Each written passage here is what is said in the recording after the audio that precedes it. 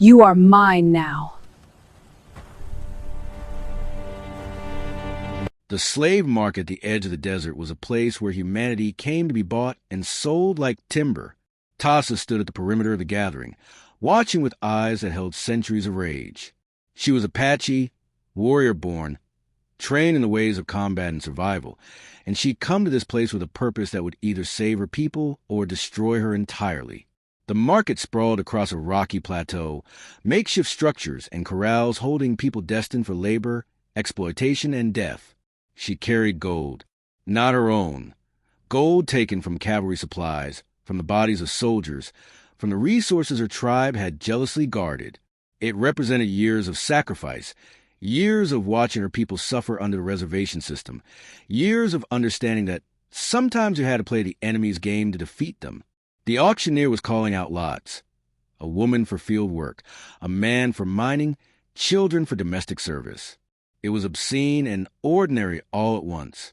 But Tasa's attention focused on one figure, a man in a cage, tall and broad-shouldered, with hair dark as midnight and eyes that still held defiance despite the dust, blood, and chains. He was a cowboy. Clearly, that was obvious in the way he held himself, the way his hands bore the calluses of rope and cattle work. He'd been captured somewhere in the Eastern Territories and transported here for sale. The auctioneer was describing him. Strong back, good with horses, still young enough to have fight left. Prime stock for labor.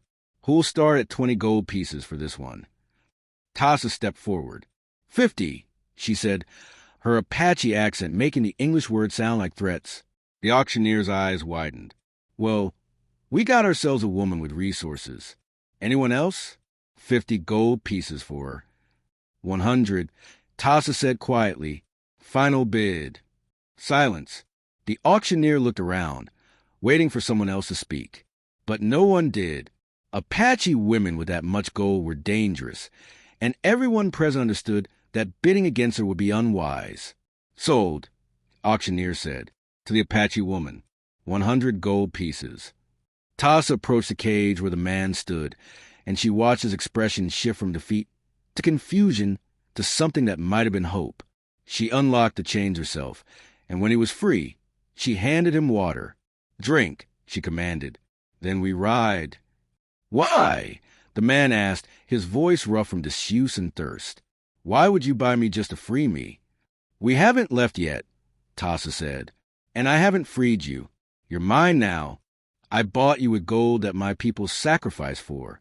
You belong to the Apache tribe, and you will work for us.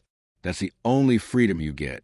She saw his jaw tighten, saw him process the idea that one form of captivity had simply transformed into another.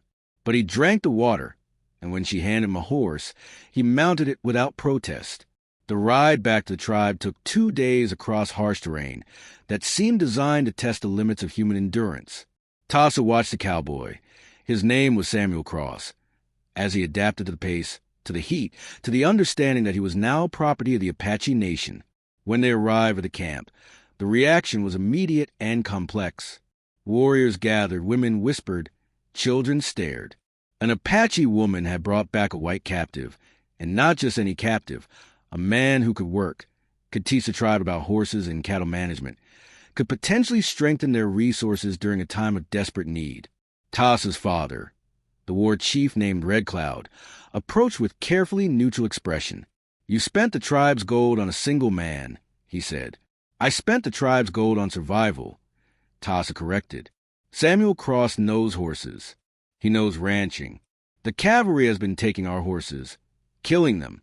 We need someone who can teach us to rebuild our herds in ways that will sustain us. This man can do that. Red Cloud studied Samuel with the assessment of a warrior evaluating a rival. Then he nodded.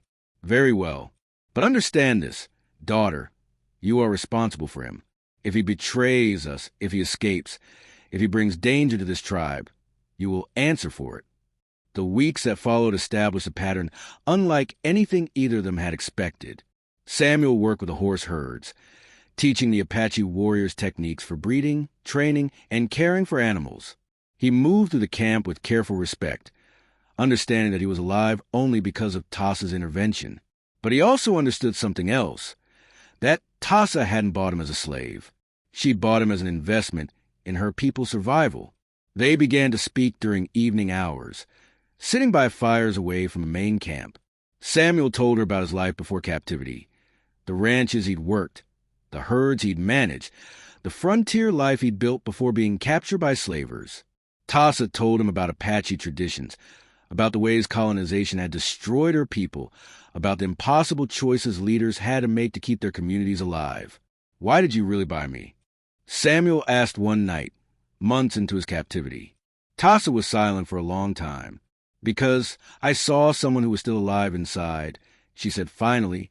"Most of the men at that market had given up. Their eyes were dead. But your eyes were still fighting. And I thought that if anyone could help my people survive, it would be someone who understood the value of fighting even when the situation seems hopeless." Samuel moved closer, and Tasa didn't retreat. "And now?" he asked. "Now," Tasa said, "I've realized that buying you was the best decision I've made. Not because of your knowledge about horses, because of who you are as a person." They became lovers in secret, meeting away from the camp in a canyon where the rock walls provided privacy. It was forbidden. Apache law prohibited such unions, and Samuel's status as captive made any relationship with him a violation of tribal code. But neither of them could stop it. The passion between them was too real, too honest, too essential to deny. When Tasa discovered she was pregnant, she understood that everything was about to change. She went to Red Cloud and spoke the truth. "I am carrying Samuel's child. I want to marry him. I want to make him part of this tribe, not as a captive, but as family." Red Cloud's face transformed with anger. "This violates everything. Everything that keeps us alive." Tasa interrupted. "Father, the old laws were written for a different time. Samuel has proven his loyalty. He's bled with us. He's helped us rebuild what the cavalry destroyed. And I love him, more than I've loved anything except this tribe. I'm asking you to change the law, or at least to make an exception. Let us marry. Let our child be born into a family that's united, not fractured by the limitations of outdated custom." The tribal council convened to discuss the unprecedented request. Warriors spoke against it, citing tradition and the danger of mixing blood. But then something unexpected happened. The women of the tribe, mothers, grandmothers, young women who understood what it meant to lose men to violence, spoke in favor.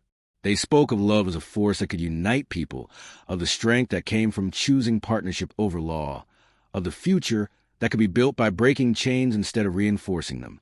In the end, Red Cloud made a decision that would echo through Apache history. He allowed the marriage, but he changed Samuel's status. Samuel Cross would be adopted into the tribe as a brother, granted full rights, allowed to own property and participate in decisions. The law would be amended to recognize unions between Apache and non-Apache that were based on genuine commitment. The wedding happened on a night when the moon was full, transforming the landscape into silver and shadow.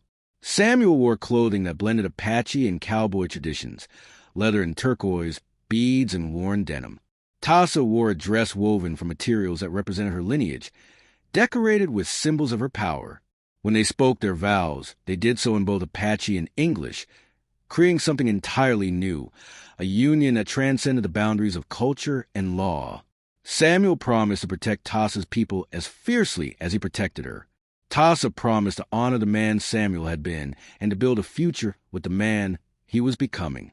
They joined hands before the entire tribe, and when Red Cloud pronounced them married, the crowd erupted in a celebration that seemed to acknowledge something larger than two people choosing each other.